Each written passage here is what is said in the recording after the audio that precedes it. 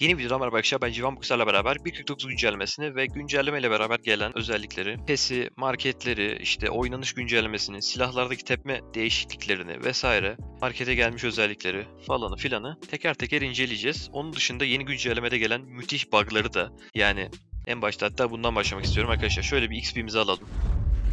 PES'te ilerleyelim. XP'mizi alalım. PES'te ilerlemek için.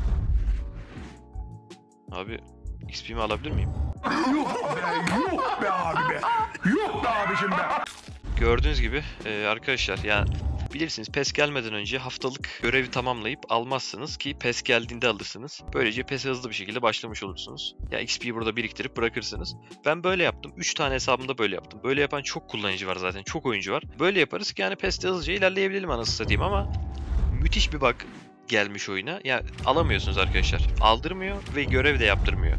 35 kill alıyorsunuz. Önceden şöyle olurdu. TDM'e girerdiniz. TDM'in içinde menüye bastığınızda görevler görünürdü. O da yok. Yani görevler görünmüyor. 35 kill alsanız bile görev yapıldı saymıyor.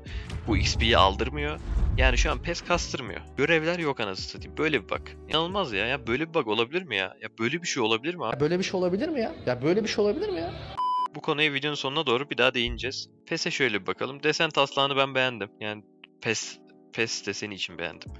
Yani genel olarak PES desenleri için vasatın üstü diyebiliriz. Ya yine bildiğiniz gibi 5 tane etkinlik kasasını alıyorsunuz falan filan. Krediyi tamamen iade ediyor. Her PES alındı zaten biliyorsunuz. 40 günlük getirmişler. 40 günlük getirmeleri güzel. Biraz daha uzun olması güzel. Millet yetiştiremiyor çünkü. Kısacık getiriyorlardı bir ara PES'i. 30 gün falan getiriyorlardı. Yani birinin PES'i bitirmesi için her gün görevleri eksiksiz yapması falan filan gerekiyordu. O biraz sıkıntıydı. Şu anda da gerçi yapmak istiyoruz ama şu anda da yaptırmıyor. Neyse. Marketteki şu olaylar güzel olmuş. İşte favorilere eklediğiniz desenleri direkt görebiliyorsunuz falan. Bu iş çok güzel. Bu gerekliydi. Satın aldığınız bir deseni mesela hızlıca görmek istiyorsunuz. Favorilere ekleyip de hızlı bir şekilde işlem yapabiliyorsunuz. O konuda marketteki bu yeni özellikler gayet güzel. Mavi Kredi Market'ine bir bakalım. Ya benim kredim o kadar sıkıntı bir yerde gibi. Bir kere eldiveni boş verelim. Eldiveni hiç beğenmedim. Alırsam bıçak alırım veya şu amblemi alabilirim. Bu amblem önceden markette satılıyordu. Yani satılır vaziyetteydi. Satın alma isteği falan filan koyulabiliyordu. Uzun uzun düşündüler. Critical Force ekibi çok uzun düşündüler. Bunu nereye getirelim, ne yapalım falan filan. PES'le beraber bu amblem gelebilir filan diye konuşuluyordu ama bu şekilde Mavi Kredi mağazasına eklediler. Marketten de satışını kaldırmışlar. Yani marketten satışını kaldırmalarını istemezdim ben. Bu Mavi Kredi marketteki her şeyin markette de satılabilmesini isterdim. Hiçbiri satılmıyor. Yani o şekilde getirmişler. Tabi problem yok. Milletin ne kadar Mavi Kredisi varsa burada ona göre şey alsın, ama çok fazla Mavi Kredisi olanlar var. Yani ikişer üçer alabilir hepsinden. İkişer üçer aldığını ne yapacak mesela? Neresine sokacak bu adam? Nazlı hey. O da ayrı bir konu. Yani biliyorsunuz büyük YouTuber'larda falan filan inanılmaz Mavi Kredi var. Ya ben şimdi buradan ne alacağım? Yorumlara önerinizi yazabilirsiniz. Şöyle yapabilirim. Bir bıçak artı bir AK alıp işte arta kalan 150 Mavi Krediyle de bombalardan birini alıp o şekilde yoluma devam edebilirim. HK'sinin TR7 olduğu için o da çok güzel. HK artı AK yapıp işte bomba desenlerini alayım diyeceğim. Artan Mavi Kredi'ye de kasa almam gerekecek. Kasa almayı hiç istemediğimden dolayı o konuya sıcak değilim. Kasalar tabii markette satılabiliyor. Mavi Kredi'nizi eğer normal krediye dönüştürmek istiyorsanız tabii kasa alıp kasaları satabilirsiniz. Ama ben dediğim gibi muhtemelen bıçak artı AK alacağım veya HK artı AK artı, yani bombalardan alacağım. Vektör kesinlikle almam, onu söyleyeyim. Artana da işte kasa alabilirim. Siz ne düşünüyorsunuz? HK artı AK artı işte kasa bombalar mı, yoksa abi bıçakla AK'yi al geç mi diyorsunuz? Yorumlarda yazabilirsiniz. Bu arada bu menünün turuncu olması benim hoşuma gitmedi abi. Kredimi göremiyorum anasını satayım ya. Ya menüde kredimi göremiyorum. Şurada adam akıllı gözükmüyor yani. Dikkatli bakmam falan lazım. Hepiniz yaşamışsınızdır bu problemi. Şöyle farklı bir ekrana falan geçmem lazım krediyi görebilmem için yani. Şimdi bir TDM girelim. Onunla beraber konuşmaya devam edelim. Orada arkadaşlar saati görüyorsunuz şu anda. Zaten yani değilsiniz ve bu sorunu yaşamadıysanız nasıl yaşamadınız falan filan. Merak ediyorum. Onları bir yorumlara yazarsanız çok güzel olur. Tık. Ya işte tık ya, bu kadar abi ya. Şu AK'nin verdiği zek abi, AK tekrar meta olsun ya. Varsın eski lavuk. Yeni videodan merhaba. Ne yeni videosu amına koy. Arkadaşlar ya video kaydı video kaydı gitmiş. Video kaydı kaybolmuş. O yüzden 15 dakikalık 20 dakikalık konuştuğum video kaydı gittiğinden dolayı, yani sesim gelmediğinden dolayı sıfırdan ne yapıyoruz? Tekrar video çekiyoruz. Bu arada kaldığımız yerden devam edeceğiz. Çok bir ne denir ona? Çok bir hikayeden kopukluk yapmayacağım size. Tam şey diyordum, bakın şu an saat kaç falan filan diye şov yapıyordum size. Şey diyordum işte. Ya şu anda bu saatte uyumamamın sebebi video çekmem. O yüzden arkadaşlar 2 saniyenizi ayırıp bir like atarsanız. Bu arada hala geçerli o dediğim şey. Hemen bir 2 saniyenizi ayırıp size zahmet like atın. Şey diyordum işte 2 saniyenizi ayırıp like atarsanız, yani normalde bu saatte uyuyacaktım ben. Size video çekeceğim diye uyumadım falan, böyle acınası şeyler yapıyordum. Biraz kendimi acındırıyordum.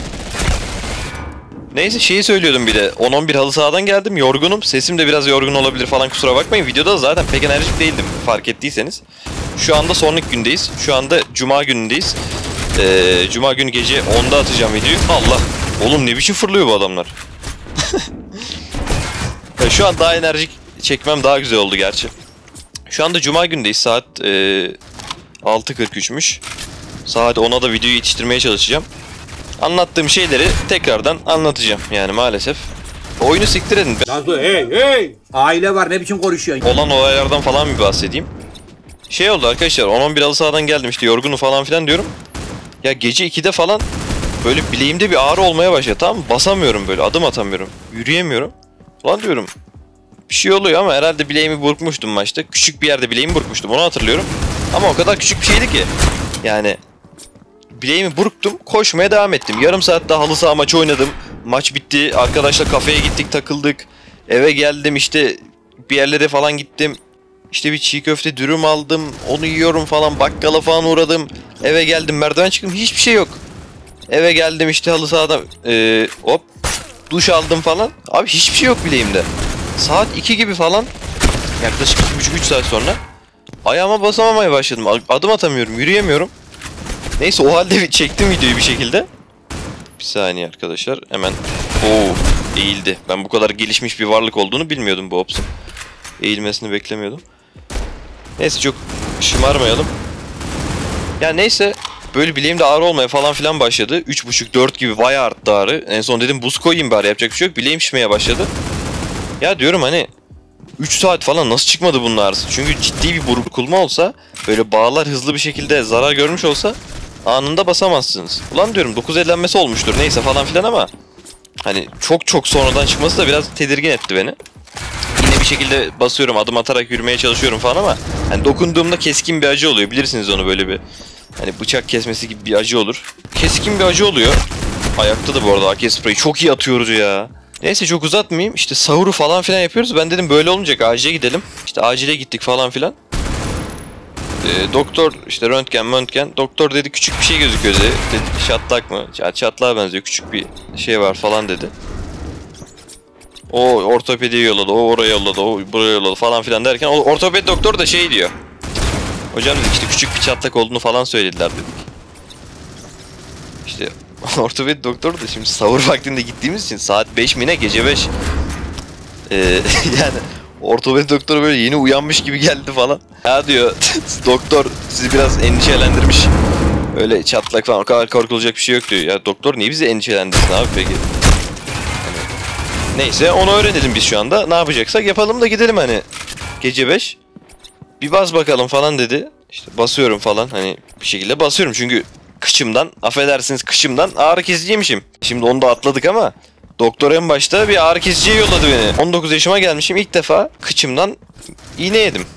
Pek hoş bir deneyim değildi. Kimseye tavsiye etmem. Bu tıp da artık yani gelişiyor diyorlar. Şu şeyleri de düzeltsinler ya. Abi kıçtan iğne falan ne ya, böyle ağrı kesici. Aynı etkiyi veren bir hap yapsınlar artık ya. Bu kadar küçük düşürücü bir şey olamaz ya. Utandırıyor ya. Neyse. Ortopedi doktor diyor bas falan. İşte bir şekilde basıyorum. İşte ağrı var, sızı var falan. Neyse ortopedi doktor ya çok bir şey yok falan filan. Geri doktora gidince Arçurt bilmem ne dedi. Falan böyle yorumlar yapıyor mesela. Ötünden uyduruyor yani. Ya işte 3-5 günde geçer tarzı şeyler dedi. İşte çok küçük bir şey var bilmem ne falan filan.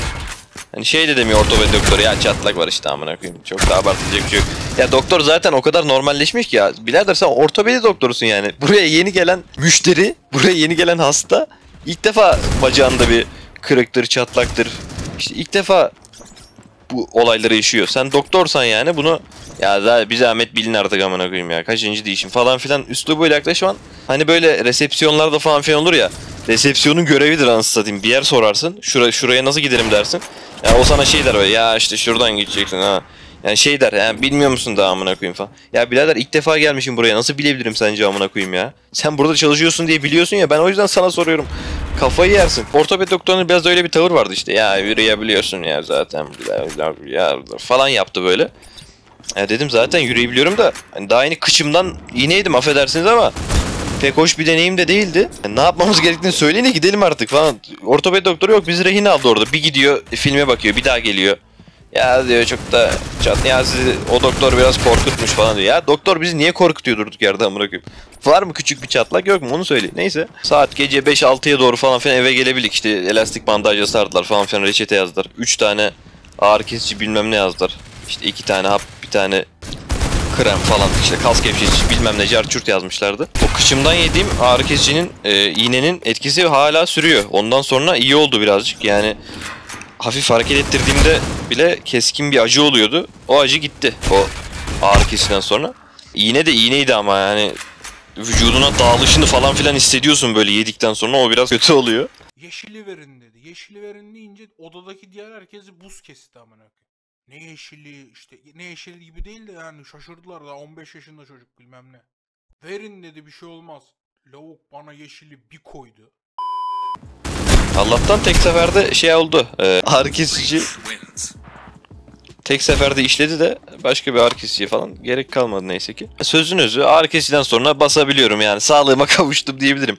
Az çok basıyoruz işte, çok basma, çok yürüme falan filan dediler. Gerekmedikçe yürüme dediler. Ama gerektikçe de yürüyoruz yani maalesef. Yürüme eylemi çok gerekli olduğundan dolayı. Eyvah eyvah. Neyse şimdi konumuza dönelim. Ben niye sabahtan beri AK oynuyorum arkadaşlar?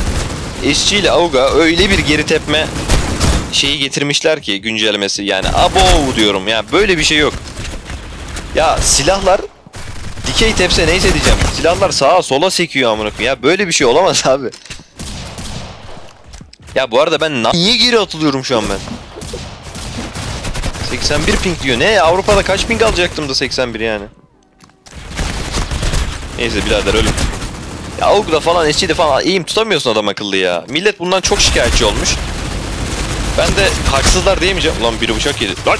Tamam fazla şey yapma ya tamam. Hocam Ya dur şu oyun seslerini konuşurken oynamak sıkıntı arkadaşlar biraz, evet. Yok abi, AUG'da olacak iş değil bu. Neyse sağa sola acayip tepiyorlar. Yani bu kadar aptal bir güncelleme getirilir mi? Ya ben bir şey demiyorum. Yorumlarda söyleyin siz. SG ile AUG'un bu kadar sıkıntılı... Ya bizim base'i basmışsın amına koyayım. Bir de oraya saklanıyorsun hadi ya. Ya yorumlarda... Oğlum her yerden adam çıkıyor takım. Koyacağım yeter ya. Şurayı bir temizleyelim. Bura temizmiş. Solumda da var. Yine birilerini bıçaklıyorlar ya. Gel lan buraya. Çocuk ne kadar hızlı koşuyordu, gördün mü? Bıçağı attı, nasıl kaçıyordu.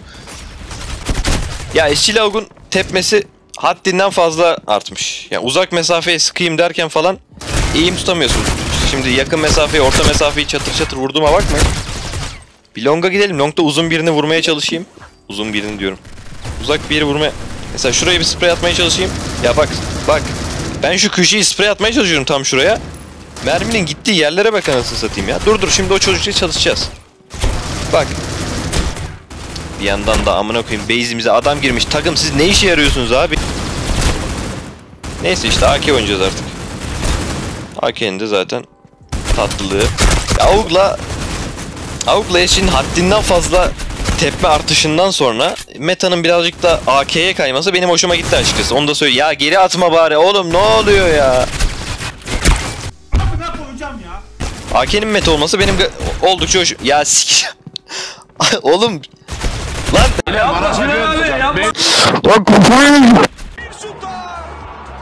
Tüh be. Lan ülke takımı gol yiyor. AK'nin biraz daha meta olması... Daha ya... Oğlum bir konuşturun lan. AK'nin biraz daha meta olması... Biraz daha hoşuma... Ya sıkma bunu... AK'nin biraz daha meta olması hoşuma gitti arkadaşlar. Yani... Söyleyeceğim şey bu. Onun dışında çok optimizasyon sorunu yaşayanlar olmuş. Ben bu arada yeni cihaza geçtim. Xiaomi 11T diyorum ya. Xiaomi 11T eski telefonum beni andı. Xiaomi 14T Pro'ya geçtim. Bu telefonla ilgili inceleme veya Oynanış videoları falan isterseniz onu da belirtebilirsiniz. Toplu kısmında paylaşacağım. Anket açacağım. O ankette fikirlerinizi belirtebilirsiniz. Haberiniz olsun. Kim sıkıyor amına koyayım? Arkadan Deagle bizim adam sıkmış. Onu bile rakip sanıyorum. Nasıl bir paranoyak bir hale getirdilerse beni. Ya bak. Şuradaki adama bile sıkarken eğim saçma sapan sağa sola kayıyor ya. Abi sağa sola tepme mi olur ya? PUBG mi bu anasını satayım? Bir açılı el tutamağı falan takayım da şu eşeği bari sağa sola tepmesin diyeceğim. Böyle bir şey yok ya. Oynanışla ilgili şunu söyleyeceğim. Ya bir durum şunu söyleyeceğim. Hafif makineler ve pompalılar çok güçsüz. Haddinden fazla güçsüz mesela. Abi oynanışla ilgili bir şeyleri revize edecekseniz gidin pompalıların gücünü arttırın. Hafif makinelerin gücünü arttırın da hani bir albenisi olsun bir tık ya. Yani çok kötüler oğlum. Acayip kötüler yani. Özellikle hafif makineler ya sen XD ile vektörden falan daha iyi oynayabiliyorsun yani. Hafif makinelerin, pompaların filan satın alınma oranlarına hiç bakmıyor mu bu Critical Force? Ben onu da anlamıyorum. Mesela SVD de çöp gibi bir silah. SVD 2 mermiyle bile öldüremediği oluyor nasıl satayım. SVD ile 2 mermiyle adam öldüremiyorsunuz. Rezilliğe bak ya. Bir saniye beyler. Bir saniye. Yani bir silahlarla ilgili güncelleme getirecekseniz hafif makineleri, pompalılara da bir el atın derim. Yani Critical Force. Onun dışında optimizasyon... Ya bu çocuk da ne ırz düşmanı çıktı amına koyayım. Tamam bıçak attın, ne görevin mi var diyeceğim de herkese elden geçirdi yani. Görevin de bitmiş olması lazım çoktan. Ne yaşıyor bu çocuk ya? Okudum. Pikleyin oğlum. Pikleyin oğlum. Gelin. O Dior nerede o diyor? Abi vurmuşum. Sağda biri daha var. Allah kahretmesin ya. Bizim base rakibin base'i sanki anasını satayım. Optimizasyonla ilgili sıkıntılar yaşayanlar şok olmaya başlamış. Abi ben 90 FPS alıyordum zar zor. Şimdi alamıyorum. 60 FPS'i sabit çektim. 60 FPS oynuyorum diyen var. Abi 60 FPS zar zor alıyordu cihaz. Şimdi 30 FPS alıyor, 20 FPS alıyor diyen var. Sizin FPS durumları nasıl? Onu bir yorumlara yazarsınız. Ben Xiaomi 11T'deyken zar zor 120 sabit alıyordum diyeyim. Ama şunu da söylemek gerekirse Xiaomi 11T'de devam etsem muhtemelen şu anda Critical Ops yüklü değil o cihazda.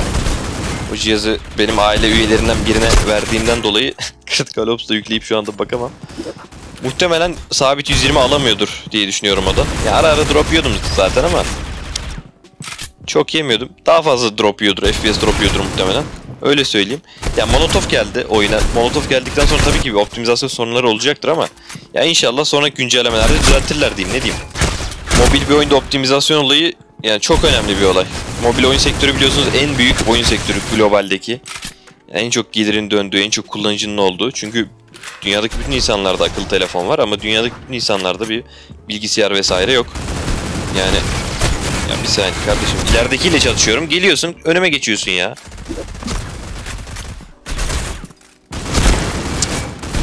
Allah Allah. Neyse, bu optimizasyon olaylarıyla ilgili neler yaşadınız? Kaç FPS alıyordunuz? Cihaz modelinizle beraber şu kadar FPS alıyordum, şimdi şu kadar FPS alıyorum diye yorumlara yazabilirsiniz. Yorumlarınıza tek tek cevap veriyorum. Bu arada şu kısımda artık bıçak ya da eldiven ya da amblem aldıktan sonra AK'yi alamıyorum. Haberiniz olsun. AK almaktan bu arada vazgeçtim. Onu da söyleyeyim. 5000 mavi kredi eder gibi gelmedi bana. Şöyle bir AK desenlerine bakacak olursak yani AK'ye ihtiyacım olduğunu pek düşünmüyorum, öyle söyleyeyim. Yani o AK'ye ihtiyacımız olduğunu pek düşünmüyorum. HK alınabilir. HK'yı alırsam şu 20 binliklerden feragat, bıçaktan ve amblemden feragat edeceğim. Amblem alacak olsam bu amblemi 7/24 kullanmak isterim. Fazla pahalı olduğu için. O da biraz beni kısıtlar gibi geldiği için amblemden de... Oğlum bir dakika lan. Amblemden de biraz soğudum diyebilirim. Yani bıçak artı bombalar artana da kasa yapabilirim. HK artı bombalar artı kasalar yine yapabilirim. Yani ya bıçak ya HK diyebiliriz şu anda. Bununla ilgili topluluk bölümüne bir anket de açabilirim. O ankete de bakarsınız, topluluk bölümüne bakmanızı öneririm. Xiaomi 14T Pro ile ilgili de işte Critical Ops test'tir, işte PUBG test'tir, bilmem ne carçurt, o tarz videolar yapabilirim. Veya artık telefonda bir kasma problemi vesaire yok. Ranked videosu isteyenler çok vardı. Ranked videosu, tekli ranked videosu istediğim gibi şu an çekebilirim. Herhangi bir kasma problemi falan filan olmadan. Sadece oyun zevkimin olması lazım ama 3 aydır 4 aydır kaç? 3 ay olmuştur ya herhalde. 3 aydır hiç rank oynamadım. En son 5'li ekibimiz zar zor topladıktan sonra 2 maç atıp 2 rankta da hile geldiği için o günden beri ranka tövbeliyim ben. 3 aydır rank oynamıyorum. 2 maç 2 hileden sonra. Yani oyun zevkim gelirse, ekibim birazcık oyuna başlarsa falan filan Ranked illaki oynarım. Ranked oynarsam da artık videosunu çekerim. Yani eski telefondaki, eski cihazdaki gibi. Video çekerken şöyle sorunlar oluyor, böyle sorunlar oluyor. Öyle sorun yok bu cihazda Allah'a şükür. Öyle bir şeyimiz kalmadı artık. Mazeretimiz kalmadı. Ha, mazeretimiz ne olur? Oyundan soğudum deriz. Hileler çok deriz falan filan ki hileler çok. Hala adam akıllı düzeltememişler anasını satayım. Kaç yıldır niye düzeltemiyorlar o da ayrı bir mevzu. Topluluk kısmında istediğiniz videoları size de tek tek soracağım. Anketlerini yapacağım. Bu arada bu videoyu bayramda veya Arefe'de izliyorsanız da Arefeniz mübarek olsun. Bayramımız mübarek olsun. Ramazan bayramımız. Bu videodan bu kadardı. İzlediğiniz için teşekkürler. Eğer videoyu beğendiyseniz like atıp kanala abone olmayı unutmayın. Bir sonraki videolarda görüşmek üzere. Hoşçakalın.